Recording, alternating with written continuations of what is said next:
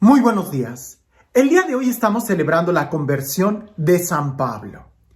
Y aunque hay mucho que decir de San Pablo y mucho que aprenderle, no voy a decir nada de él porque seguramente durante la Sagrada Eucaristía el día de hoy vas a escuchar mucho hablar de él. El Evangelio.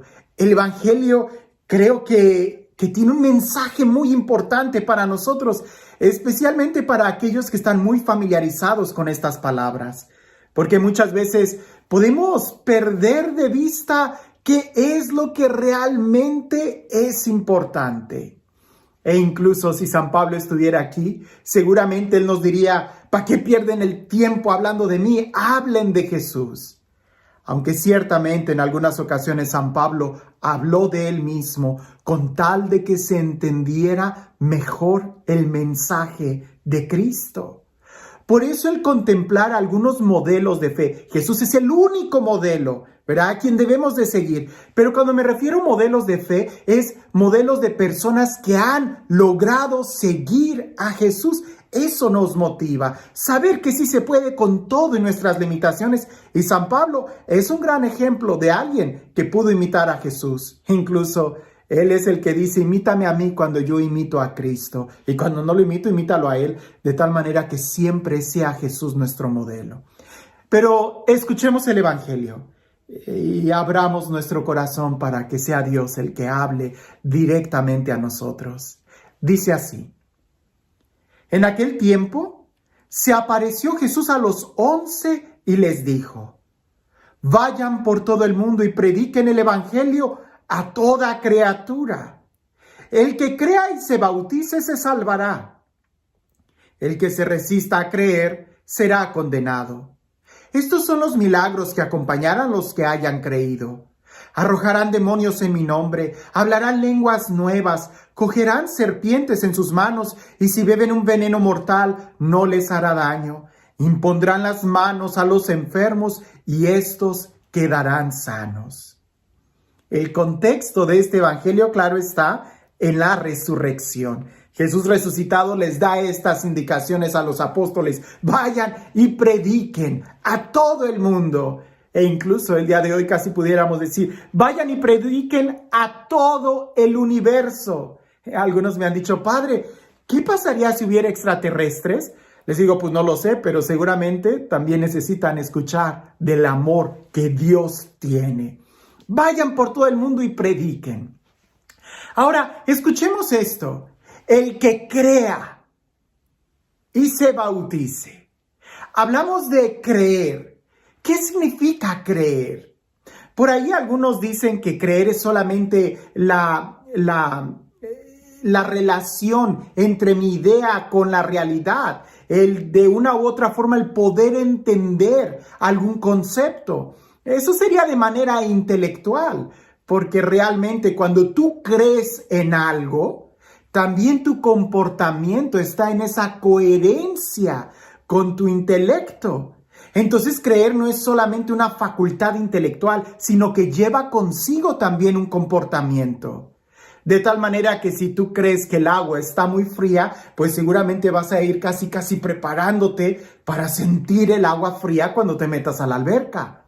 Si tú crees que el agua está calientita, pues te vas a lanzar directamente. ¿Te das cuenta cómo la afirmación creer lleva consigo una actitud en el comportamiento? Creer. ¿En qué creer? Pues en el evangelio que se va a predicar. Pero no es solamente creer, sino además bautizarse. Y aquí se pone el énfasis, no solamente en un comportamiento personal, sino también todo lo que implica el bautismo, un comportamiento comunitario. Porque indudablemente el bautismo te hace partícipe de la gracia de Cristo, te unes a Cristo, pero como es un acto litúrgico también te unes a toda la iglesia, te haces miembro del pueblo de Dios.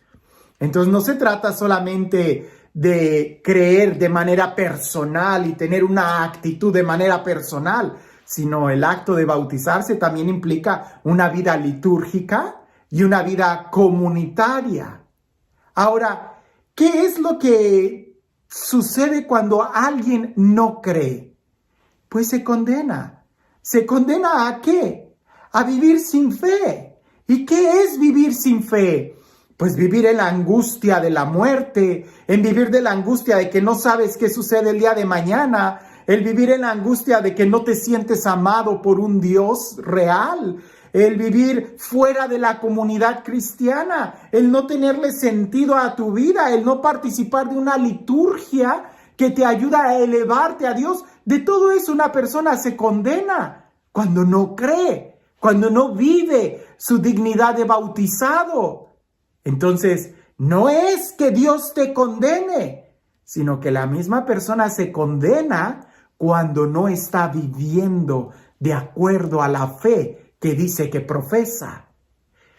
El día de hoy, aquí pudiéramos detenernos y hacer esta pregunta. Nosotros, ¿sí estamos viviendo nuestra fe? Nosotros sí creemos y vivimos nuestro bautismo, participamos plenamente de toda la liturgia. ¿O no será que quizás nos estamos condenando y por la fuerza de la rutina no nos damos cuenta de que efectivamente tenemos en nuestro interior una angustia sobre la muerte, tenemos ataduras del pecado, todavía vivimos en la sombra, en el miedo, en el desastre? Aquí sería bueno que nos preguntáramos si nosotros hemos escuchado el mensaje y hemos dado el paso de creer e injertarnos en el pueblo de Dios. Ahora, ¿cuáles son las características que acompañan a aquellos que creen? Aquí quiero hacer una pausa, porque alguien pudiera decir de manera radical que esas características así se deben de cumplir, de manera radical, material y tal cual como están ahí. Sí, efectivamente, pero también podemos ver nosotros de una manera análoga cómo se deben de aplicar absolutamente a todos los que creen. Porque habrá algunas características que no van a aplicar para todos los que creen si las queremos ver de una manera radical o literal. ¿A qué me refiero? Vamos revisando una por una. Dice la primera característica: arrojarán demonios. Indudablemente, necesitas tener fe y creer en Jesús para poder realizar un exorcismo. Pero eso le compete más a los sacerdotes, al ministerio ordenado, a la jerarquía de la iglesia, especialmente a los obispos. Pero es que entonces, ¿a qué se refiere con los demás? Bueno, se refiere que los demás de una u otra manera tienen que liberar. ¿De qué demonios? De los demonios de la opresión, de la mentira, de la angustia, de la tristeza. Y ahí es donde el cristiano, con su fe y con la profesión de fe que hace, que vive, todos esos demonios se ahuyentan. Entonces no se trata solamente de realizar un exorcismo litúrgico, sino más bien de que nuestra propia vida sea luz y que los demonios huyan cuando nosotros alabamos a Dios, cuando nosotros vivimos de acuerdo al Evangelio. Otra característica es que hablarán lenguas nuevas. Posiblemente sí, hay muchos de estos dones dentro de la iglesia y muchos han experimentado y han sido testigos de esto. Por ejemplo, el padre Emiliano Tardif, en varias ocasiones cuando él estaba orando en lenguas, varios del auditorio que hablaban ruso y otras lenguas podían entenderle perfectamente en su propio idioma materno. Claro que el padre Emiliano Tardif nunca habló ruso, nunca habló algunos dialectos propios de ciertas culturas, pero la gente que lo escuchaba sí lo podía entender. Bueno, pero el padre Emiliano Tardif, porque le predicaba a muchísimas personas. Pero de manera ordinaria, tú y yo no vamos a quizás predicar en la televisión nunca o en un estadio lleno y aglomerado de tanta gente. ¿A qué se refiere entonces nuevas lenguas? Pues definitivamente la nueva lengua que todo mundo debe de hablar debe de estar en sintonía con el nuevo corazón que Jesús nos da. Y eso significa el lenguaje del amor. Eso significa el lenguaje de la alabanza, el lenguaje de la gratitud. Es muy característico que cuando alguien tiene un encuentro con Dios, no para de alabar a Dios, no para de dar las gracias, no para de bendecir. Ese Es un idioma nuevo que nosotros, todos los cristianos, deberíamos de conocer, hablar, practicar todo el tiempo. Ya no el idioma de la queja, ya no el idioma de la amargura, ya no el idioma de la crítica, sino del amor, del respeto. Como te das cuenta, aquí todos nosotros deberíamos de practicar y vivir esta característica. Esto pudiera ser como un examen para ver si sí estoy creyendo en Jesús o no. Si expulso los demonios, si hablo lenguas nuevas. La otra es coger serpientes en tus manos. Esto de una manera radical, pues sería un poquito absurdo. Alguien me va a decir, bueno, pero a San Pablo le mordió una serpiente en su mano y no le hizo daño. Sí, pero el texto dice que tú cogerás serpientes. Yo no creo, y aunque he sabido de algunos que andan haciendo show, ¿por qué es eso? Que agarran serpientes venenosas para comprobar que tienen fe. Yo más bien creo que eso es tentar más el evangelio, porque la idea sería que aunque vivimos en un mundo peligroso, el caminar y el mover los obstáculos no nos debe de hacer daño, ni nos debe de impedir nuestro trabajo en la evangelización. Como algunos dicen, el reto para nosotros es poder caminar sobre el pantano sin ensuciarnos. Y aquí sí, todos nosotros debemos de entender esto muy claro, porque estamos viviendo en un mundo donde hay una cultura de la muerte. Y aunque yo convivo y puedo trabajar y dialogo con personas que viven inmersas en la cultura de la muerte, yo no debo de obstaculizar o detenerme o cuestionar el evangelio de vida que se me ha dado, que tengo que predicar. Así que esto lo pudiéramos traducir el día de hoy como caminar en el pantano sin ensuciarse. Otra característica, y si beben veneno mortal, no les hará daño. Indudablemente para el que está enamorado de Dios, aunque le hagan fechorías, aunque quieran destruirlo, no le harán daño, porque su corazón está más que firme en Jesús. Impondrán las manos y los enfermos sanarán. Sí, no dudo que exista el don de la sanación de una manera milagrosa, lo creo. Pero aún para las personas que tienen ese don, no todos sanan. Y entonces, ¿cómo poder interpretar esto como un signo de que efectivamente impondremos las manos y sanarán los enfermos?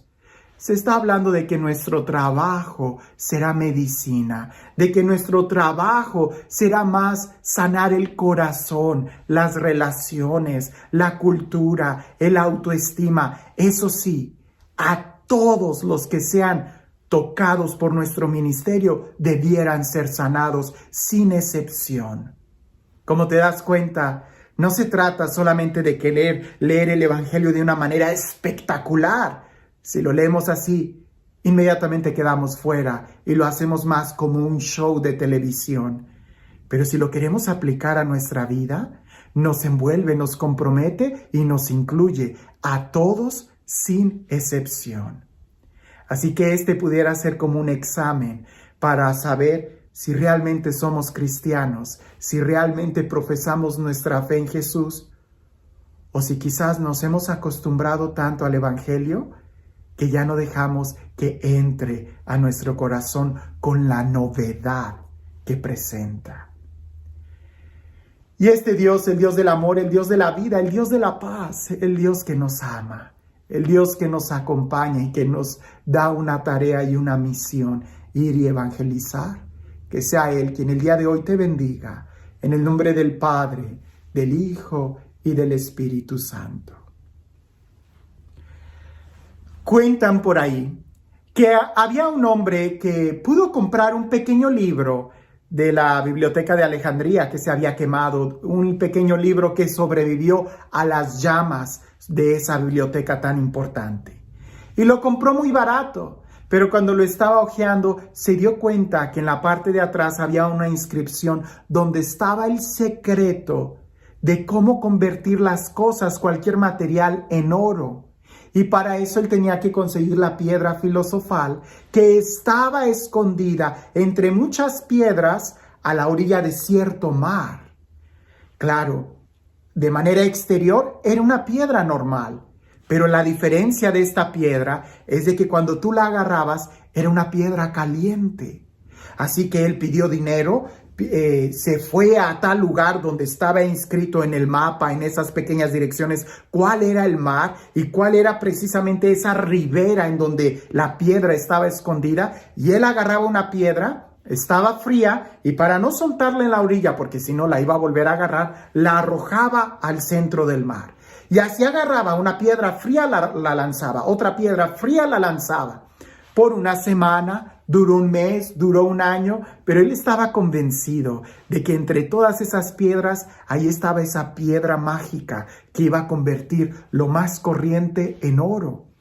Cuando agarra la piedra, la siente caliente, pero por la fuerza de la inercia, también la arrojó al mar. Cuando la arrojó y ya no la tenía, se dio cuenta que su mano estaba caliente y que había arrojado la piedra correcta. A veces a nosotros así nos pasa, que estamos tan acostumbrados al Evangelio que a veces lo tomamos y lo arrojamos por inercia sin darnos cuenta que el Evangelio es lo que puede hacer de lo más corriente de nuestra vida en algo precioso.